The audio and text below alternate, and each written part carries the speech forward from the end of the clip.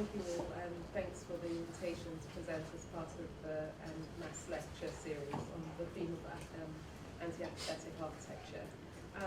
I think I'll start a bit by talking about the practice I run, so YAA Projects. We're a London-based practice, as Emma kindly introduced. We work across different modes of thinking about architecture, so we design and we research. We explore counter-histories, material and diasporic culture as a way of thinking through architecture in three principal ways: the making of architecture, speaking architecture, and writing architecture. And I think above all, our work aims to centre peripheral identities by create a more holistic, inclusive understanding of the built environment through intelligent and contextually rich projects. We work across a variety of scales and interests, and for me that's really important, the kind of plurality that architecture can present and hold. So we've worked across exhibitions, interiors, public projects, and also in housing as part of a collective called Collective Cultures, which is part of the Anti-Apathetic framework. I think in this context of talking about material methods, it's really important to think and reiterate the way that the practice thinks about architecture. So the method of making architecture, to speak about architecture, and to write about architecture is an acknowledgement that to make sustainable architecture that is climatically resilient and an ethical form of architecture, we need to think about the context in which we practice. So I think long gone are the days where we can separate the culture of making architecture and the making of our buildings. So the focus of this talk will be on the theme of our ongoing research on the African compound house as a form of communal living that is found across all of the African continent. This drawing here shows 13 examples of that housing typology as it permeates across the continent, looking from the north, the south, the east, and the west. And what's really interesting about this compound house typology is how it's able to respond to the place, the culture, and the material resource of a particular place that it's in. And I think that's what makes it an important part of this conversation about building and material, with kind of materials forefront of thinking through architecture. So I'll divide the lecture, this presentation, into two parts. The first part will focus on the research, and the second part will focus on an exhibition that we designed called Common, Communal and Community, which is presented in Vienna. So I'll start with this slide. So Fiancra is the Adinkra symbol, which translates into security or safety. So the Asante people of south-central Ghana have a pattern language called the Adinkra symbols, and these symbols they sort of speak with sort of an image-based form, and this particular one is a symbol for a compound or a house. And amongst the Kan-speaking people, there's a saying that says, "Wesifiankra," which translates to "he has built himself a house." And for me, embodied in this saying is a notion that building is an act of self-actualization. The making of a home is more than just the provision of shelter, but it's also the creation of an institution. Building a house is a cultural phenomenon, and therefore the forms and spatial organizations are a reflection of the history, of climate, and of culture in this situation.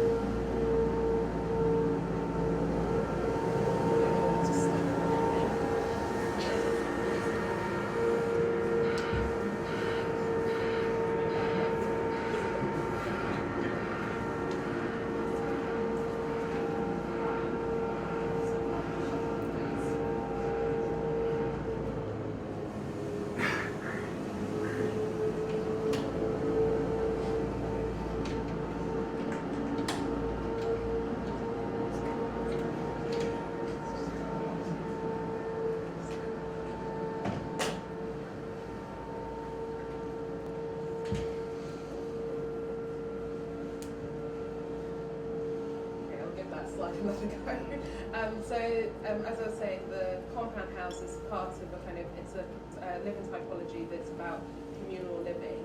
I think what's really important here and thinking about the saying that the Asantes have, which is Wasifia and the translation of it, he has built himself as a house, is the idea that building is an act of self-actualization. The making of a home is more than just the provision of shelter, but rather the creation of an institution. Building is a cultural phenomenon, and as such, the forms and spatial organizations of our homes and our buildings are influenced by culture, they're influenced by history, they're influenced by climates, and they're influenced by context and situation. So the compound house structure, the sort of typology, it's part of this sort of singular form, but it also becomes part of it kind of defines the urban environment and the places that you find them. So this is in Dream in the Asante region of Ghana, so sort of south central of the country. And what you can see is the way that this housing typology kind of amalgamates to create a kind of urban landscape. As a housing typology, it's capable of accompanying individuals, multiple families, as well as in kind of more recent times, multi-generational families or people or strangers, and the form has evolved to be called the passenger house in cities. Over time, this housing typology has evolved from historic kind of singular story structures using earth and timber to a more contemporary language.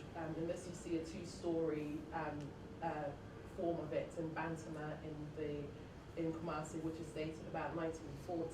And in this kind of material evolution, you can see how it becomes concrete and kind of aluminium and things like that, but it retains the kind of spatial typology of these buildings.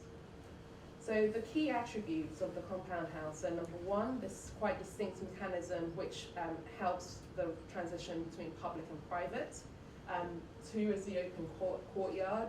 Three is the covered veranda space. It's also really efficient in its use of space, and we'll see that a bit later. And it's in its ability to communicate and embody a collective identity. So over the next few slides, I'll present three types of this compound house typology, and these were the images I'm showing are all part of a 3-week research trip we undertook to Ghana in 2022. We travelled the length of the country, starting in Cape Coast in the south here, that you see, which is along the shores of the Atlantic, all the way up to Bolgatanga and Suruguru, which are on the border of Burkina Faso, in the drier and more arid regions of the country closest to the Sahel. So as we move through the country, you can see how this earth architecture responds to the climate that it finds itself in its situation. I suppose for us, the focus on Ghana is deliberate. As a country, it has 7 different climatic zones, so you really do get to understand the consequence of climate on how we build and how we live. We surveyed 9 different houses in this typology. Currently working on the publication, but today I'll just show 3 of them that kind of move you through the country. So the first one is in a place called Amamoma in Cape Coast. It's quite a low-income neighbourhood, but what's really interesting is you see the kind of density of this place and the kind of density that comes from this housing typology. And in the very centre of it, you sort of see more the sort of old sort of neighbourhood, and then the neighbourhood is growing up, has become these much bigger buildings that actually don't quite work so well. They're kind of big villa typologies, but in the smaller earlier housing, you sort of see these this compound typology really permeates. So this is one example which we surveyed. This was a really interesting one because here you can really see the way that this typology is able to adapt to its situation. It's been added to over time. So for instance, when it was built, this part here, number 3, which is a kind of small 1-room extension, wouldn't have been part of the compound. But it's able to adapt, and this type is, as part of our research, we spoke to the inhabitants, we interviewed them, and we had conversations with them. And this house particularly historically belonged to a family. that family has long moved out of the area. So this house becomes what is described as a passenger house, which is basically for rental. So people rent rooms individually within the compound.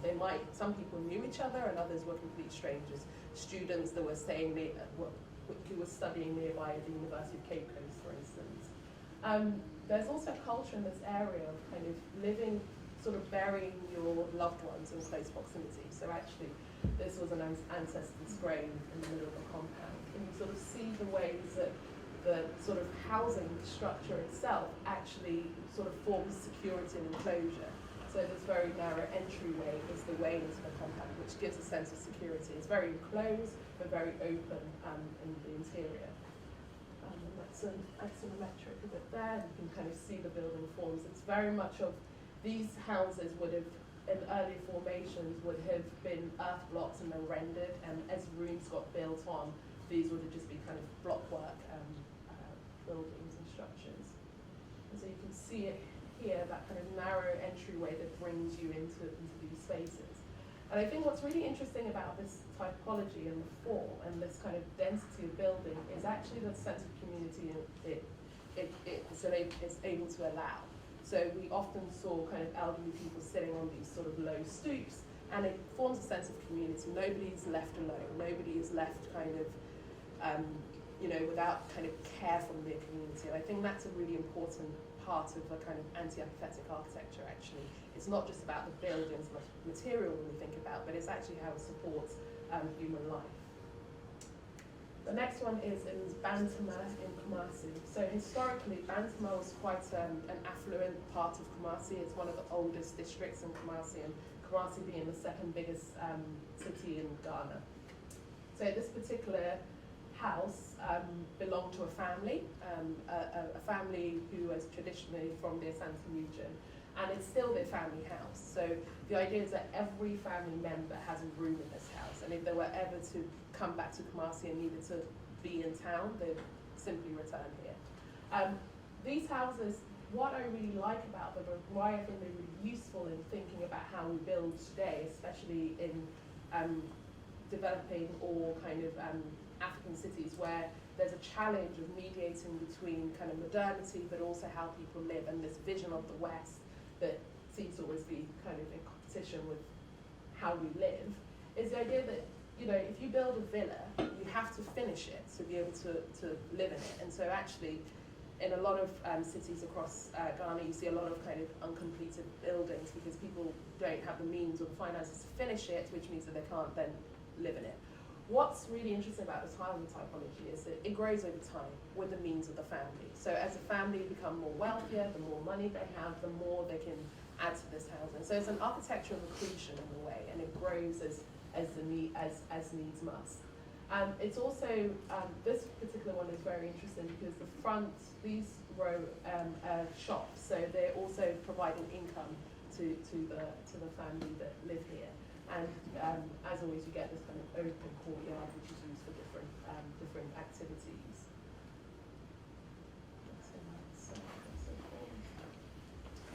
And here you can read these. This particular one is quite an old one, so you sort of see this kind of colonial legacy of its architecture, the kind of the kind of colonial architectural language, those sort of timber shutter windows, and then in this image you see the sort of shops, the kind of vibrancy of them, the real intensive use of them is actually what I think makes this architecture really actually worth studying. It's not wasteful. Every part of it is in use intensely. And then moving more towards the Upper East region, you get a kind of much more, it's a different landscape. And actually, culturally, it's quite different from the southern parts of Ghana as well. So you get this more openness in the landscape, houses kind of dotted within the landscape and kind of meandering roads through it. And this was this little red dot. It's a little house that we surveyed, which belonged to a rather lovely elderly woman who lived on her own because she was tired of her kids and her husband, which was great. But this is a kind of earth construction. More of these buildings are falling out of, you know, most of the people we spoke to while surveying these buildings, we asked them what would you change about the house, and none of them said that they would get rid of the compound. most of them, it was about the material that the house was built in. So there's kind of aspiration towards building and block work, which for me presents a question of how we communicate the value of building on earth. It's a question of a sort of social mobility aspiration. So actually, it's not a question of people don't know how to build an earth or they don't want to build an earth. It's about what they think is a kind of aspirational architecture. And I think now in parts of West Africa, we're really starting to claim back that conversation about how we build. But here you can see again the compound is a really important part of the building, and then you get these kind of smaller rooms dotted around. In the north, it's quite hot, it's quite arid, so you get much smaller buildings and much smaller kind of individual blocks, which means that these buildings are easier to keep cool. You also get these kind of really thick enclosing walls that also protect from kind of wildlife. You see that again, asymmetric, and then you sort of see a bit the kind of construction of these buildings. And one thing that really stood out to me being here was like how incredibly cool it was standing in that compound. And we've been to other ones like this where they've paved over the compound space in cement to make it much more durable, but you could really feel the intensity of the heat. So there's something about building with the material and then idea of also maintenance. So these buildings need to be continuously maintained, and what they do to kind of seal it is really interesting. They have lots of baobab trees, and to seal the kind of earth construction, the sort of the root of the baobab is cut and boiled, which then makes a sort of lime, almost like a limey wash that is applied to the earth to seal it, and that is applied after every rainy season, because obviously this is an architecture that needs continuous care, which I think is also interesting. The idea of, you know, once a building is finished, it's not the end of its kind of our relationship with it, but it's an ongoing thing. And it's also really interesting to me the sort of intelligence of choosing where to put the building, and that's the first way to make an architecture that is kind of situated and rooted in its context. So these large trees around it provide a lot of shade. They provided places for us to sit while we chatted to this wonderful woman. So everything in this environment is thought about. It's carefully constructed for the way that people live. And then for the final part, I'm going to talk a bit about an exhibition that we did in Vienna in magazine Space last year, which was titled Compound Communal Community. And it was based on this work. It was a really lovely thing to be able to do as part of the public program, and I had very great chats with people like Professor Barbara Müller and Abdurrahman Isahak, who are both who teach at the University of Vienna and also have worked quite a lot in Ghana. So the exhibition is staged across 3 rooms. It's a quite small, quaint thing, but it's staged across 3 rooms, and the idea was to treat each individual room as a way of reading this architecture. So the first room here is almost like a kind of ante-room before the main exhibition room, and in thinking about that compound typology, it's the kind of compound before you enter into the room. And then this large space was a space with drawings and drawings and photographs, and is constructed as this kind of large table that almost had a building-like scale of its own. And then lastly, a more in that room we had a kind of a sonic work piece that was about the kind of construction of the compound house in the Asante region. So that was much more immersive and using light and earth floor to communicate something other than the kind of formal language, but more of an experiential architecture. The exhibition was constructed and thought about it as a series of elements in a way. So the whole idea of this exhibition was we started by sort of thinking, what if we could make an exhibition which we could take apart and everything could go back to the shop? And so sort of following that as truthfully as we could, this table is built on 10 brick brick columns. All the bricks are just carefully stacked, nothing is sort of bonded, and then a very simple plywood top. And once the exhibition finished, the bricks could, in theory, go back to the shop.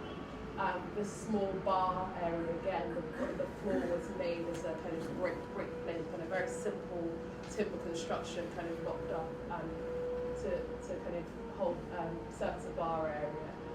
The earth floor here could simply be washed away, and it was actually kept for the next exhibition, and it's still there. And this kind of entrance is a very simple aluminium roof that again could be even taken apart and reused. And then we made some furniture to sort of sit in the space as well. So that's that antake room which we come in. These kind of benches reference kind of the sitting stools we find very much in these compound spaces in the Santa region and elsewhere. That's that kind of canopy as you come into the space, and these sort of forms come from understandings and things that you find in kind of these compound house constructions. Coming in, this is the table I was talking about. You can see these very simple brick column, brick legs that sort of give a kind of scale to this room, and the sort of datum that you read is a kind of reference to the kind of traditional Asante houses, which use a kind of earth construction base, and then the top of it is whitewashed render. And you sort of see the kind of building type scale of this. This is sort of play on the fact it's a table, but it's also a reference to a kind of a scale of building. That's the sound room with its earth floor made using very traditional techniques. I actually found quite prominently in Vienna, in Austria itself, but also referencing building in earth as we learned from looking at these architectures. And you can sort of see it there where it comes into the living space. So I'm going to end there. Thank you very much.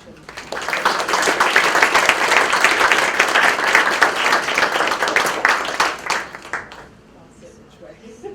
Okay.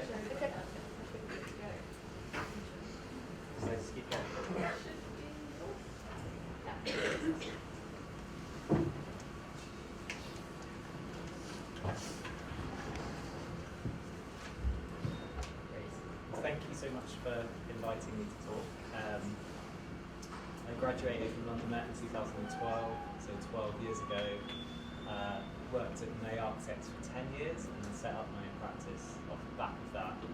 I moved to Tunbridge Wells 2 years ago, out into the country, so I also practiced rurally. I started practice with a sort of arm in London, and now more and more practice outside of London in a large studio that I share with my wife, and I also practice with Amy Granson, who runs Unit 12. Okay, so this brief presentation will highlight two projects. A larger project is currently in progress, and a smaller project is nearing completion. I focus on sequencing as an essential of construction, and I only really first encountered the idea of sequencing when overseeing the construction of Sunset at YAA Architects. It was when I was on site that I saw the importance of carefully layering and managing different work packages.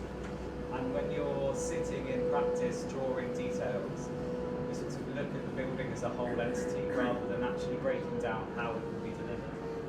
And I think this is a really important idea of sort of how to construct and how to think about making an architecture that can be ultimately assembled and also potentially disassembled.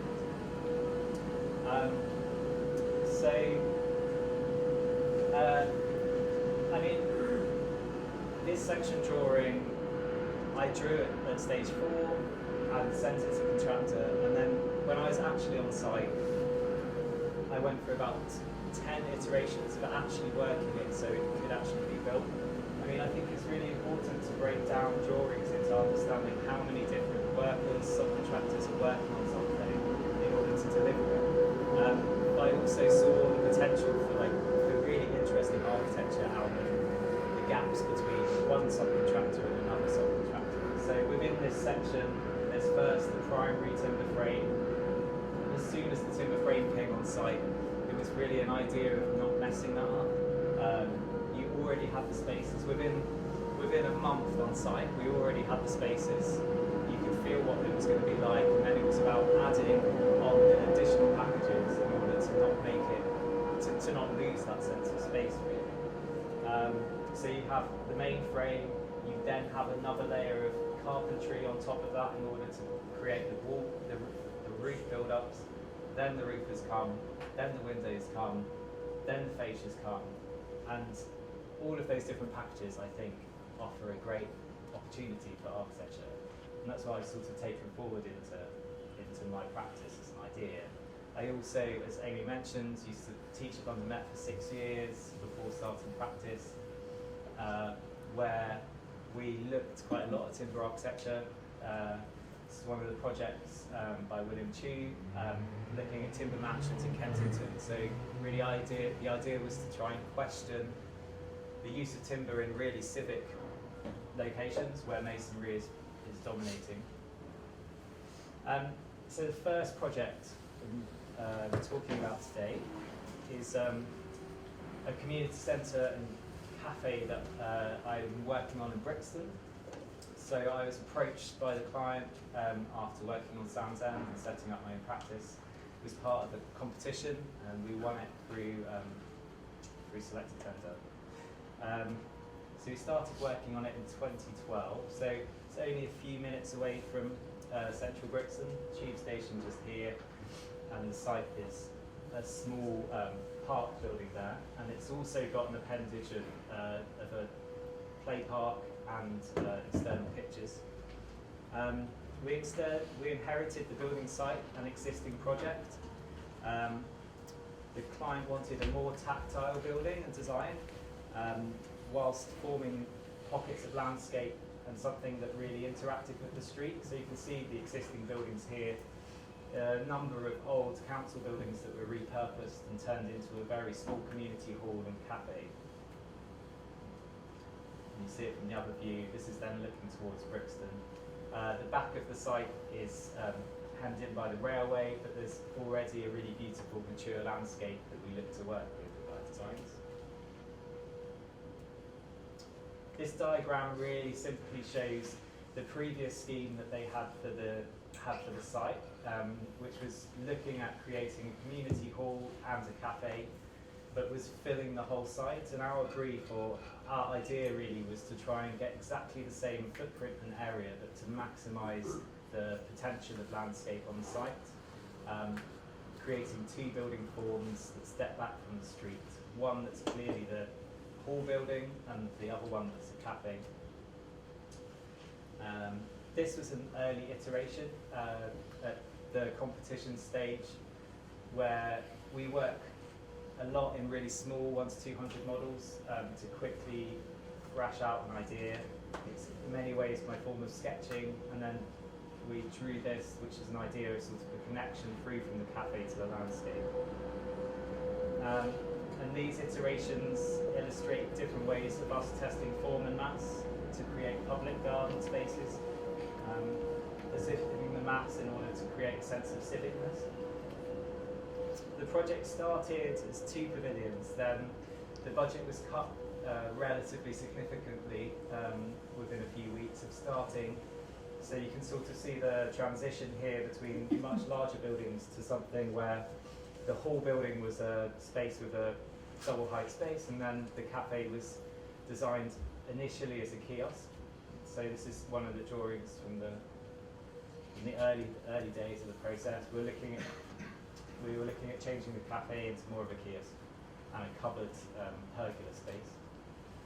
And one of the early models, again, these models are very tiny, little 1 to 200 models, just playing around with an idea of mass and form. The client then moved towards wanting a large enclosed external space. So these sketches were looking at creating a timber frame where we formed a hall space and then an enclosed community cafe. this is the plan of the centre. It's relatively simple. It maximises the use of the site, filling all the boundaries with the hall, following the street geometry, and the cafe on the right as a wing. There's all the facilities in terms of toilets and plant in the node of the plan, and then a large community garden to the face, which deals with the street and makes something really inviting for the play park on the right hand side. We looked to try and reuse as much of the existing building as possible. We did a structural survey on it, and much of the existing walls couldn't be reused, but we looked at trying to reuse the existing slab. So we dowel in the new structure into the existing slab in order to make a base for the hall building. The cafe building is actually an external building, so it's a sort of garden enclosure space, sort of like a conservatory, where we look at creating very small pile foundations in order to take that very lightweight timber structure. Whilst I was doing the early design stages on Brixton, I was also building a home studio. I got frustrated on many of the things I was working on in practice, where there was so many linings, so much concrete, so much plastic going into a building. And so, as a bit of an experiment, I tried to build a studio where we built it without any plastic in it. So I used purely timber products and products without glue in it, so boards that were made of pulp, chalk paint, hemp insulation and wood fibre insulation to try and make something that breathes. And it does breathe, and it does work really well. We work in a really old schoolhouse that is incredibly damp, and the difference between working there and working in the home studio is quite paramount. But try to take on some of these sort of ideas and questions really early in the process. We tried to sort of flip the design process and look at construction right from the outset, try and look at ways in which the construction might drive a design methodology. We were looking at different timber post construction here with wood fibre infill, and trying to turn that and model iterations into a design language. And then we were also looking at stud frame. We went out to a number of different contractors with the competition design to try and get a cost and get an idea of how they might work with it. So to move on to the actual design elements of it, the cafe we saw really as a garden structure. We were looking at Joseph Paxton and glass houses, and this idea of a sort of lean-to frame with lots of very beautiful portrait apertures. The early model iterations were trying to take a sort of vertical timber facade and then add elements to it, layer timber elements to it, so add benches on the outside and on the inside. And then we quickly sort of came to an idea of angling it and making it much more of a garden structure. At the same time as well, we were building, so sort of growing a practice and making a project for influencing one another.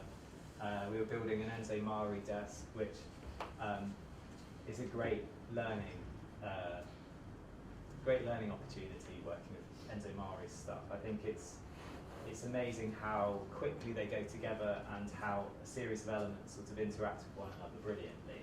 And we sort of tried to take this looseness to then apply to a much larger 1:10 scale model. So this is a model of the cafe building where we're looking at an angle glazing, very simple base timber frame with the glazing applied to the outside, and then standard sized timbers to form bench seating on the outside and bar seating on the inside of the structure. So to try and make as public the building as possible.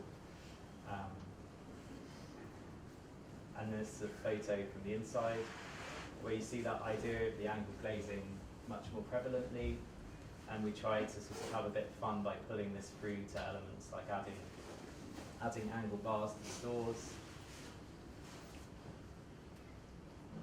And then we actually started the design really with the cafe building, which had this idea of angle glazing. We then tried to take that through into the hall. So the hall is a double height space, and in this space we tried to step the windows. So the windows here show the functional difference between opening vents at high level and fixed vents fixed windows at low level. This is also an illustration of budgetary constraints. By breaking down the windows into more standardised off-the-shelf timber frame sizes, we form a large fixed panel and a smaller high-level opener. It removes the requirement for large curtain walling or structural glazings, which would have been almost double the cost. It further illustrates the advantage of knowing sequencing and costing as early as possible to add expression and enhance the architecture rather than inhibit it. We also pulled back. The idea of sort of pulling the glazing back from the street was something that came out of planning, but also to try and make the timber sizes as standardised as possible. So this building is built 100% from off-the-shelf timber, not engineered timber. And we had the idea of sort of trying to not use engineered glued products as much as possible and make it as simple to understand and to build as possible. And this is now in planning. And hopefully we'll start building it in 2024, 25. This is a view from the outside. Okay. And then the second project is a much smaller project, but sort of a manifestation of the same ideas. It's a small garden extension of an Edwardian house in Crockham Hill. So the existing house has a conservatory, or had a conservatory to the rear, and a terraced garden. The clients are avid gardeners and wanted to rework the house to better connect to the landscape. There are extensive views to the west towards Linsfield Chart and to the Surrey Hills. We were keen to continue the language of the existing house, forming a building that didn't just feel like a typical modern extension. We looked at garden structures for inspiration, simple lean-to rooms that feel like a working part of the garden, Barbara Hepworth Studios in St Ives. The area around the house in Crockham Hill is also strongly Edwardian, and we looked at Lutyens in Great Dixter for ideas about how to create form in a landscape garden. Early drawings looked to use the extension as a way of restructuring the garden, making architecture as part of the landscape. This little 1:200 model shows the appendage to the existing house. It's sort of a nod to Lutyen, how the Lutyens might have done it, rather than a sort of contemporary extension, with a central canopied entrance to the house, a new chimney and a window addressing the corner of the garden. This is the plan drawing and the plan and the model. So the model here shows the idea of creating a number of terraced gardens. So the extension is really not just a building, it's about formulating a number of different terraced gardens. The plan also illustrates the idea of a new entrance and creating sort of an external space that is external then internal then external, so similar landscape and material treatments throughout. So with this project, a lot of it was about retaining earth. So there was a lot of masonry construction in it, but we tried to use the masonry as a retaining structure at low level. The client also wanted a chimney, so we utilised the chimney really as this sort of figurative element in order to lean the timber structure onto and really play with the idea of how the timber sits on top of the sort of heavier masonry elements. So this is an illustration of it in construction.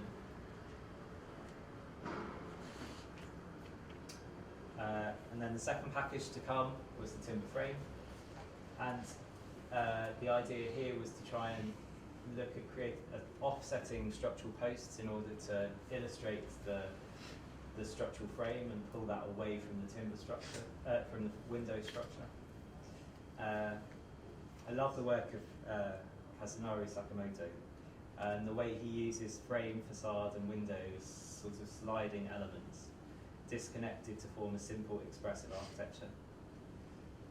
We look to use this idea to form a language of timber frame for offset posts and outbound windows and doors. The next step after the masonry was this timber frame. It was self-built by the client which came with a lot of challenges. So we prepared carefully coded assembly drawings, pricing and preparing crib sheets for ordering directly from suppliers. We kept cutting to a minimum so they're all standard sizes off the shelf. And this is the first few steps in frame construction.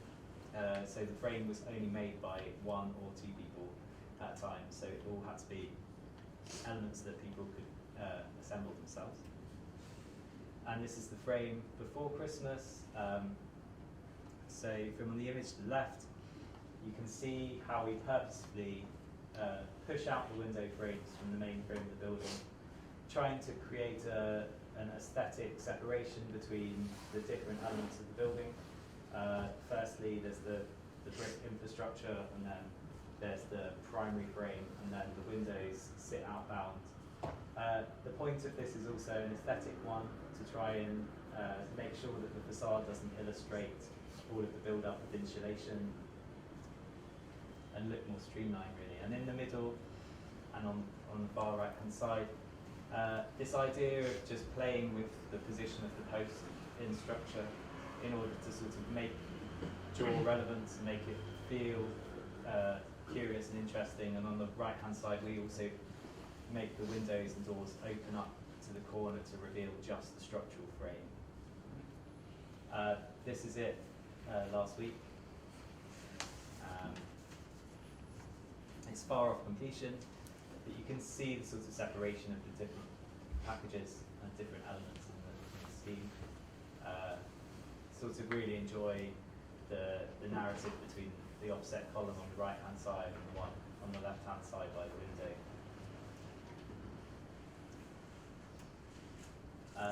And just to close the series of views of it, taken the other day by Rory Gaynor. So this is the approach. This shows the building folding around the corner, where there'll be steps into the first terrace garden, high-level windows, lighter dining spaces, sunken dining space below. You can see here, this building was built for about £60,000, which is incredibly tight budget.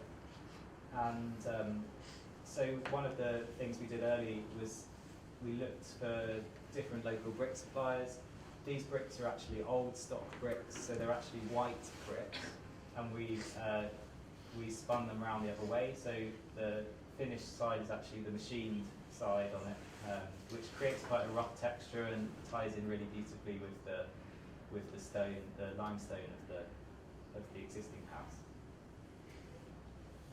And then here the view from the lane, simple metal flashings, just finishing off the reef, accentuating the chimney.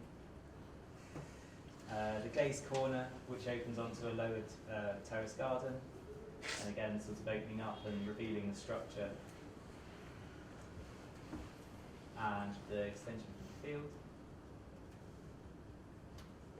showing the sort of figurative quality of the building against the existing. When viewing it from the field, there's all manner of sort of chimneys and forms, and we like the idea of this sort of timber frame within the masonry structure, and also taking cues from the existing Edwardian windows. And then a view through with a large pivot door that acts as a sort of unofficial entrance to the lower garden. And then lastly, a view from the landscape where it is now, and so this will be completed in the spring. Thanks.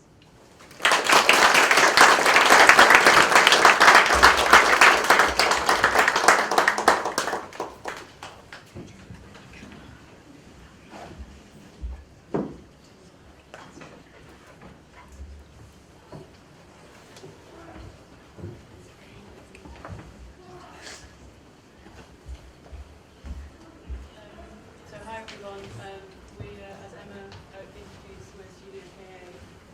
We founded our practice in October 2021 when our first project went to site. At the same time as becoming design fellows at the University of Cambridge, where we still teach. But we also teach with TAC and Carlo in Unit 8 at London Met. Our office is now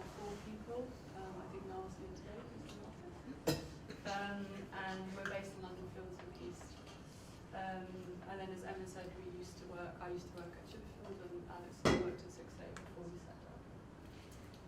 So we titled our lecture today "The Art and Architecture of Reuse," because it's clear that we're working in a moment where we think that we need to be ever more resourceful, and rather than seeing this as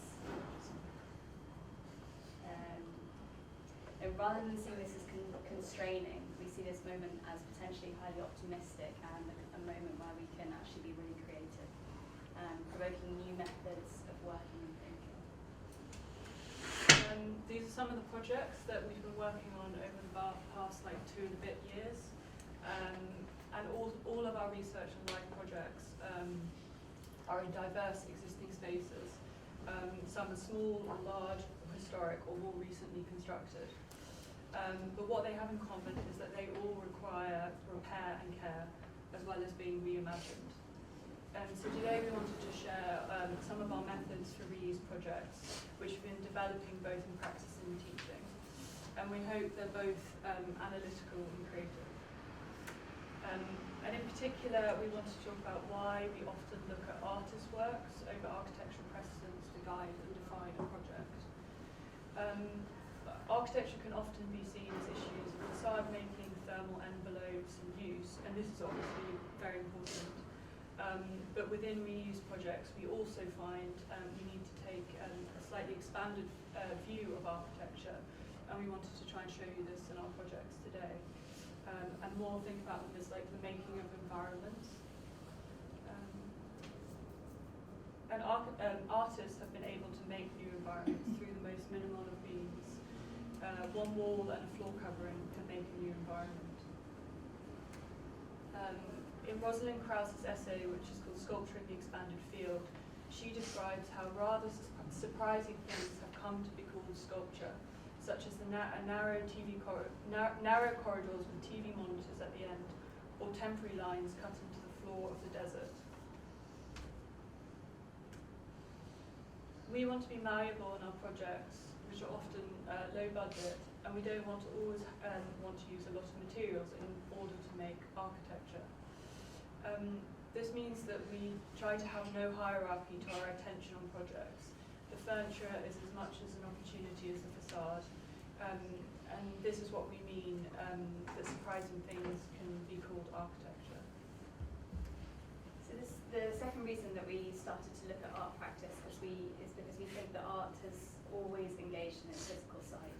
So from cave paintings, Pompeian wall decoration, or Renaissance frescoes, it's clear that artists have always understood that context is in fact the content, and it's by surveying the site and that you can find inventive ways to remake what's already there. So similar to this, we see that buildings that we work with already contain a lot of ideas and intent, which we can find and then lead in a new direction. And then thirdly, artists like Mila Leydiman-Ukeles have exhibited maintenance and repair as worthy projects. Ukeles brought these subjects to the forefront of her artworks in the same way that we try to do in our work. So it's less about production and more about taking care. When working on projects, we find this Wolfgang Tillmann's image really useful. It says, "Please leave this one." Because we start our projects with finding value in what's already there. Finding the things that should be protected and highlighted as we continue to work on the project. And we do this first by capturing value in photographs of the existing building. So we try to show the building in a new light, making both us and the client see something that we've not seen before. And this material, cultural, historic analysis guides what's kept and adjusted on the site and in the building. So this is one of our current projects, which is a collaboration with an architect-developer. The project is a renovation of a Grade 2 listed hotel in West London. It's called Leinster House, and it was built as 3 6-storey townhouses. At the moment, the rooms are in varying states of disrepair. You can actually see the downpipe going through the middle of the room. And our approach to the existing fabric is creative reconstruction. So we want to conserve and repair what is left and significant. We try try to reuse anything that is removed, and we joyfully reinterpret key elements which have been lost, rather than just reinstating them like for like. So this is the communal entrance hall where the floor's been lost. So we're remaking it in the original material, which is stone, but in a contemporary coloured pattern that reaches across the room. And the stair in the middle of the building is still in place, but it will be cleaned and restored, with the original cast iron balustrades painted in a contemporary bright green. And the new stair makes use of balustrades from another demolished staircase, and they're interspersed with new painted steel balusters. So as we mentioned, the work of Euclides, care and repair are just as important as the new interventions. So within the rooms, the main architectural move was to restore the historic hierarchy of the 6-storey building, and the prominence of the front rooms, which have been carved up over many years. We're inserting timber screens into these large rooms, glazed and unglazed, glazed in the historic rooms to allow new uses, but also to preserve the detailing of the historic room, and importantly a sense of that larger room. And while working on this project, we looked a lot at Imi Knobel's work, whose precision in detailing, colour and material inspires a level of precision in our work that is more closely related to the production of an art object rather than a kind of ad hoc assemblage. And with a project like this, we find our concerns are similar to those in installation art, dealing with the constraints of the existing spaces with imagination, finding form in the object which is inserted, and environment making. Plus, of course, the architect's pragmatic brief, here providing bathrooms and bedrooms, drainage and thermal performance within a historic room. And this project is already started enabling works and will start properly on site next month. So this is another listed house which is due to finish on site next month. This time we're in Islington. It was a strange starting point because the historic fabric had already been, some of the historic fabric had already been removed from the existing house prior to our involvement without listed building consent. Don't do that. Don't do that. So yeah, we first documented the value of the existing building as it stood, not just the historic elements like this, but also the painted surfaces and the remnants of the more like the recent use of the house. We have reinstated the historic features, which was required by the council, such as the cornices and the skirtings, which have been removed. But actually this kind of felt at odds with our approach. We think that if something is lost, it shouldn't necessarily be reinstated. So therefore this month we're going to paint over these new mouldings in colour so that they are treated equally to the other surfaces in the house. Because of these council constraints, we decided to use paint as a main design tool on the project, which is something that doesn't need listed building consent. We looked at the work of Linky Palermo, who painted geometric shapes directly on the wall to change the perception of space. And we really see paint as a valid material in itself, still able to make architecture despite not being three-dimensional. And Palermo's work creates a presence because it's painterly and tactile, as shown in this object. And we've kept many textures in the project and added new fabric where required technically. For example, this is the new ground-bearing compacted glass screed slab rather than concrete slab in the basement. And in the new parts, we have expressed the structure really directly and kept in texture where we can. So yeah, as I said, this project is under construction. So the second part is reuse but not historicist.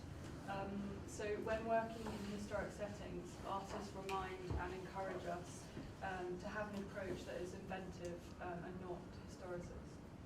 So in the case of this house in Hackney, we found the building is actually less weighty and precious than it first appeared. And we found this out by researching in the local archives, which revealed that the Grade 2 listed building had fallen into disrepair in the 90s and was pretty much all remodelled and historic features are actually original. They're copies using 90s building methods. So this was the starting point for the project. A series of new interventions were inserted through the middle of the building to act as a new spine wall, where previously it had lots of cracked walls.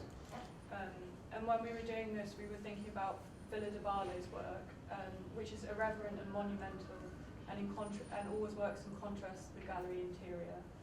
She makes these large-scale interventions which fill the room,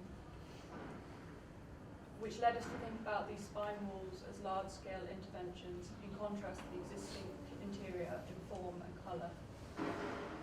To the rear of the house, we're reusing and adapting an existing 70s extension, which is at 1 story, and we're retaining the brickwork from that story as much as possible to make the new tower. So the new lightweight timber structure, which is the same as the Georgian building using timber structure, rests on the existing brickwork. And the project got pre-app approval last week, and hopefully will go on site in the end of the summer. Reuse and demolition. So in each of our projects, what we remove and retain guides the design. So last year we decided to focus our design research at University of Cambridge on the idea of demolition as an actual method to make new architecture. So with the architecture students, we proposed alternatives to the complete demolition of this office building in Old Street. The 50s building had already been reclad once, and that is now about to be demolished completely and then rebuilt as an office building by HM. So we modelled the sequence deconstruction of the building, pressing pause at moments where the best opportunities could be found. And these became possibilities for new buildings, made purely from the strategic removal of parts of the existing.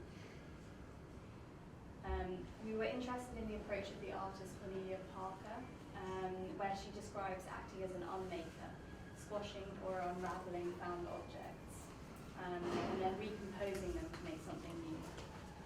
So the projects therefore adopted different strategies for acting on the existing and on the found construction, ranging from removing more to almost nothing. And the students' projects were exhibited in the existing office building, where the exhibition made direct links between the soon-to-be demolished building and the potential for what it actually could be if it was retained and reworked. So moving the exhibition, and then yes, this is the exhibition poster that we made, inspired by Barlow's poster for her exhibition in Zurich, which was titled Demo. So the importance of understanding demolition has then influenced our work in practice, and we've seen how working through this elemental dismantling process can also shape a new project. So our demolition drawings no longer just show red for removal, they show in fact dismantling, salvage and reuse of materials in other colours. And in this project in Lincolnshire, subtracting and recomposing of the existing became the basis of the proposal. And here on the left you can see the bricks of demolished garden room become the plinth for the new timber structure, which formed a series of external rooms. We didn't actually start the project like this. We worked through a whole scheme that we then later had to reduce because the budget reduced. But then we actually found that we could make a new garden room using the existing, just by reworking what was there and making something completely new. So as Alex said, our research about demolition and reuse has first considered like very typical concrete frame buildings. But this year with our Cambridge students, we're looking at the demolition and reuse in the context of a neoclassical building. This is the Fitzwilliam Museum in Cambridge. In this case, it's not as simple as selective demolition, but it's also more vital because the face of the institution wants and needs to change. So I think it's allowed us for the first time to look at this interesting intersection between the ethics of reuse and the ethics of an institution. Reuse can be an opportunity to pull apart some of the colonial legacies embedded in the museum's architecture and collection, while retaining and making use of the neoclassical building. So this is actually something that Fitzwilliam is also looking at the same time. It's grown through a series of extensions since 1918 and it's currently working on a master plan. And I think in thinking about extensions, we've come to see them as an opportunity to change the meaning of a building or institution in this case. And we looked a lot to start at Michael Asher and Daniel Buren again, where Asher extended an early Mies house by making new partitions but rotating the plan, and Buren in the house next to it remade partitions in this striped format. And in both projects, by extending the building, they were able to kind of completely recontextualise the building. So this is one of our students' work, Sarah, where she made a new entrance into the building rather than the large steps up, and dismantled the front steps. This started to change the public perception of the building and the museum as a monument, as well as making an accessible entrance, a new accessible entrance. Yeah, I mean, to finish, we wanted to reflect on what we've learned so far in the last 2.5 years of practice with our reuse projects, and the kind of the notes we made at the start of the talk and where we might be going next. I think it's clear to us that like being resourceful with materials means that you have to be comfortable with putting your stamp on architectural projects in a different way, and potentially through smaller means. So for example, this student, Lilac, introduced only a stair and a timber frame, which managed to actually completely transform the park and into a set of connected public spaces, which was exciting.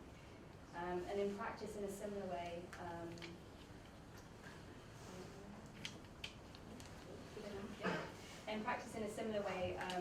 this is a design for a cafe bar that we did in Fitzrovia, which sadly went unbuilt, but the main elements were the furniture and the signage itself, which we worked on with John Morgan. And the project was really centred around these very few architectural elements. And then this project was another one with a tight budget, actually our first project, where we only made 2 new facades. But with that small alteration, the house was very much altered on the interior.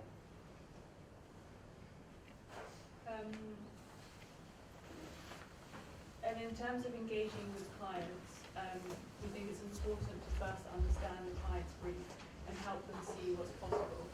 And this way. For example, this LFA competition we did for Eco Home, which asked for a new pavilion in the centre of London. We said the greenest pavilion is one that already exists, and our pavilion showcased strategies for really practical environmental upgrades of existing homes. And then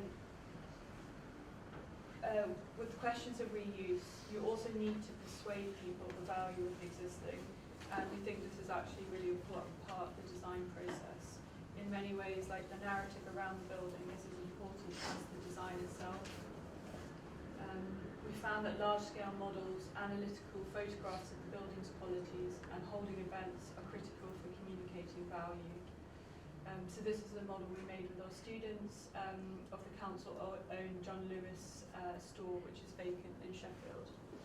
And we held an exhibition outside the building to speak directly with the public, and we've shared the reuse proposals with Urban Splash and AHMM, who are appointed to retrofit the building. So I think to end, I think we're ultimately interested in pursuing projects looking at reuse because it's so much about the process. And I think from trying to define and understand our own process, we hope our work can be scalable, that we can continue to find inspiration from art practice. At the moment, this is where we find answers to the tricky but quite compelling question of reuse.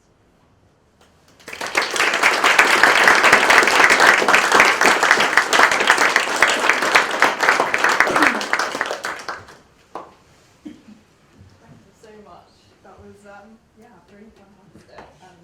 I think having 3 different perspectives on, I guess, what architecture is today is really important for people of our generation, because that's the kind of context that we're entering into as people who will likely be practicing architects, but the way in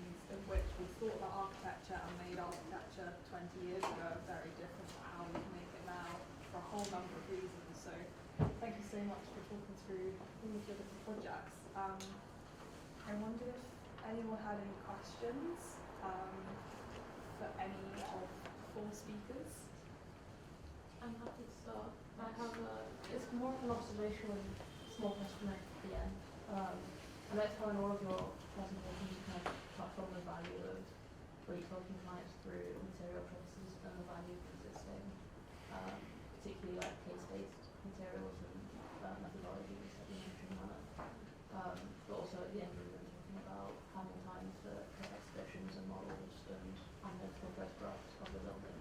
I was wondering what sort of challenges you face with perhaps more commercial clients. That's been your experience in finding the time within the earlier stages to really take care in your approach of slowly towards perhaps changing someone's mindset. I think it's a question for anyone.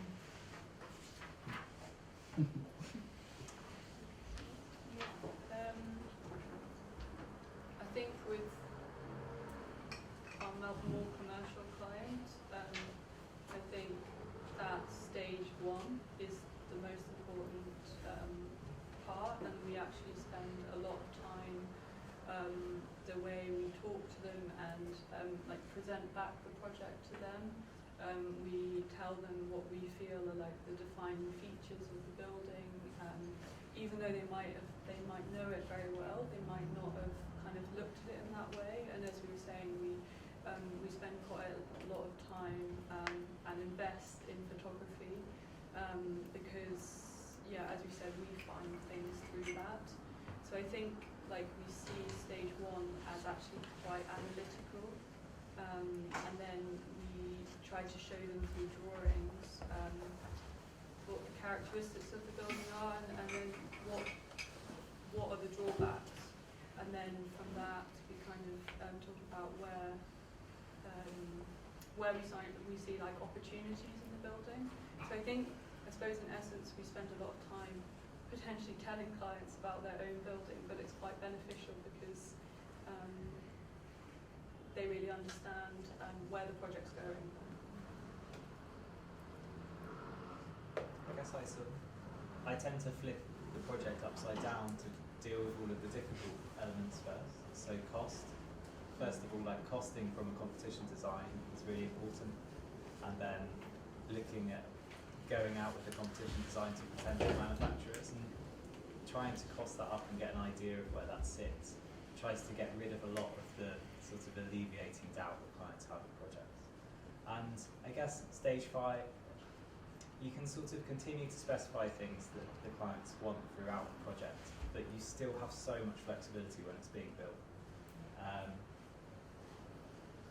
Stage 4 should be a sort of an indication of where you want to go and what you might want to specify, but you still have, on site you have so much opportunity to change things. As long as you specify something that costs enough, then there's a potential of, like for instance on the small site project, we had very little money for brick. And so it was literally going around local brick manufacturers and getting bricks and then turning it, and then it was like turning it upside down and being like, it's a horrible brick the right way round, but it's nice the other way around. But that came about on site, so sort of having confidence all the way through and drawing it in that way, I think is important. That's really interesting, because like, based on my personal experience of practice so far, it's very much, you don't want to have to change anything past stage 4 and once on site, like you have to do some other projects. And so it's interesting to hear that it is possible to still have some sort of agency on the choices of materials and methods used. I suppose maybe I'll come at this from a slightly different angle, because I've done some research on the exhibition, is that I think a lot of the conversations I certainly find trying to work more and more increasingly in Ghana is actually even before the architecture starts. It's the culture in which the architecture is produced. So it's having the confidence to challenge a kind of existing set of pre-notions about what value is, what's important, what is aesthetically pleasing, and I think these are all concerns that perhaps they're addressed differently in the sort of Western world, but in the kind of global majority parts of the world, they're about aspiration, they're about communication, and they're about bringing value to an existing culture already. So that's why, for instance, I've chosen to kind of invest in looking at this particular housing typology, because I think it's really important if we're going to kind of build housing that is actually useful for our context of the world, rather than kind of this always looking elsewhere for what could be or how we should live. So I'd say that even before we get to the conversation of architecture, or even before we get to kind of formal sort of work stages, it's actually the conversation that begins as a cultural one. Does anyone else have any questions before we wrap up? I just had a question for Nana. Looking at the with earth construction, I was just wondering, like, if there's how far that one actually carries through to kind of denser city areas, and if there's kind of a practical way of using the principle of low transport of the materials that are on the site, where you have maybe a lot higher density of motorised transport or drainage considerations, for example. Yeah. So I've just kind of come back from Ghana actually. I was looking at Abu Ralph Isahak, who's I shared a conversation with, and a really beautiful house that he's just finished actually in one of the most affluent areas of Accra. And what's interesting there is, if you were to come along and say to most clients in that situation, I want to build this house out of earth, they'd laugh you out the roof.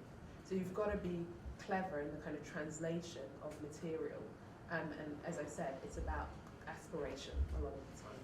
So building compressed earth brick that is then rendered in a kind of line finish is a kind of translation of that. So there are ways of going from a kind of maybe more historic adobe construction made literally by hands on site to kind of scaling it up into a kind of more manufacturable or more kind of something that can be replicated and become more commercial. It's also then it's also a consideration about economy, and that's where I really champion the idea that the way that we think and speak about architecture is so important. It's part of how we make good buildings, because by having neglected the conversation about how we could build in earth or how we could build in local materials, you don't have the sort of means of production that support these material constructions. So often it'll be cheaper to build, and I'm finding this now working, it'll be cheaper to build in block work than it would be to make compressed earth bricks, or you have to first outlay the cost of getting that machinery and that equipment, sort of convincing builders to go along with it and consider a new way of making things. So it's difficult, and it takes it's a kind of longer trajectory, and you really have to, I think, as you guys have been saying, the value of those conversations and bringing people along. And it's not a kind of quick solution, and it's a slow on the turns. But it is possible, and people are doing it. Some really fantastic buildings in Accra now, using earth construction and really interesting kind of ways, and a kind of contemporary manner.